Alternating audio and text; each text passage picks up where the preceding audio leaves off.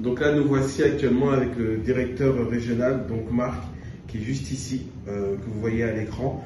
Donc on va lui poser des questions concernant Zeniq Saphir, qui sont les plus récurrentes. Ensuite, on vous fera un retour concernant les questions qu'on a posées entre-temps, mais on va répondre à 3 questions essentielles.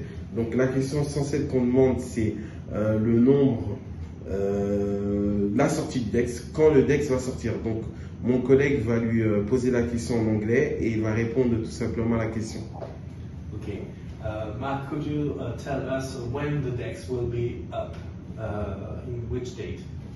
Yeah, so first of all, there are 2 decentralized exchanges coming, a Zeniq Swap and the Zeniq Exchange. Yeah, so, and by technology and programming, you never can say a specific date, like a specific day.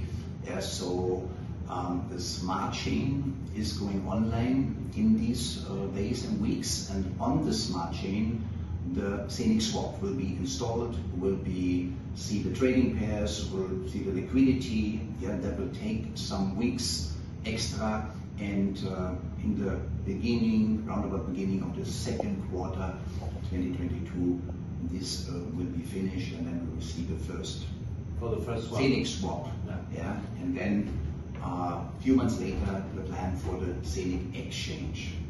Ok, donc du coup, il y a 2 sorties en fait. Le premier swap va sortir durant le 2e trimestre de cette année, approximativement, et quelques mois plus tard, il y aura le gros exchange, l'exchange principal qui sortira. Ok, alors la deuxième question en fait c'est concernant les rewards. Donc on a entendu dire que concernant les rewards, qu'il y a à avoir les profits qui seront reversés aux détenteurs de Zeniq Coin, et soit la monnaie va être burnée. Donc si tu peux lui poser la question, tout simplement. As he asked, we have some maybe confusion because some people say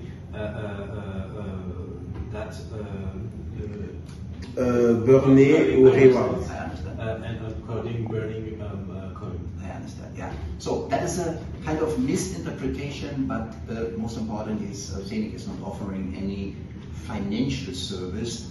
It's a decentralized ecosystem with a decentralized exchange, and the profits in that DAO, yeah, means autonomous organization, yeah, are staying in the system. Yeah, that means the profits, yeah, from the transactions are going directly into the Zeniq coin, means Zeniq coins will be bought and Zeniq coins will be burned non-stop, yeah, from these profits. And that is an indirect, yeah, profit sharing, indirect, not as a payout to somebody, as a support for the Zeniq coin holders. Yeah, but the meaning is 100% of the profits are going to the Zeniq coin holders into the Zeniq coin. Yeah, increasing the Zeniq coin and burning the Zeniq coin. Yeah, and that is indirect participation, but in my opinion, 1,000 times better than any, like let's say dividends or something like that. Yeah, so it's a non-stop support for the coin, and each coin holder is participating in a never been done before way. Okay. Donc du coup, les coins vont brûler dans l'objectif de pouvoir augmenter la valeur du coin, et donc c'est bénéfique, c'est 10 000 fois mieux que le coin augmente, et du coup ça impacte tout le monde, tous les propriétaires de coin, plutôt que seulement il y ait un versement des rewards. Des 100%. Ok. And imagine we have up to 500,000 customers and members already, also potential customers on these exchanges, and millions to come with new products and services. So imagine millions of transactions, million times of fee of profit floating in over years into the Zeniq coin. They are supporting the Zeniq coin, burning the Zeniq coin. So supply non-stop limited, and market cap over the years going up. Ok, j'ai compris. Okay. Donc du coup, par rapport au burn, ce qu'il explique, il est plus intéressant, avec toutes les transactions et les frais qu'on va pouvoir générer, de burner la monnaie. C'est-à-dire que la monnaie va être burné et ça va donner de la valeur à cette monnaie. Voilà, tout simplement. Donc c'est un procédé qui est sur Binance, sur d'autres monnaies, qui a été déjà mis en place. Donc c'est vraiment rarifier la monnaie et lui donner une valeur, une grosse valeur. Voilà, tout simplement. Donc là, on va aller sur la troisième question. Concernait l'application, je crois, l'application, c'est pas... Alors, il faut savoir qu'on est sur une application bêta, donc ça, je l'avais déjà expliqué, l'application téléphonique. Il y a des updates régulières sur les envois, les retraits, etc. Voilà, il y aura des mises à jour, donc vous inquiétez pas, ils sont au courant et donc...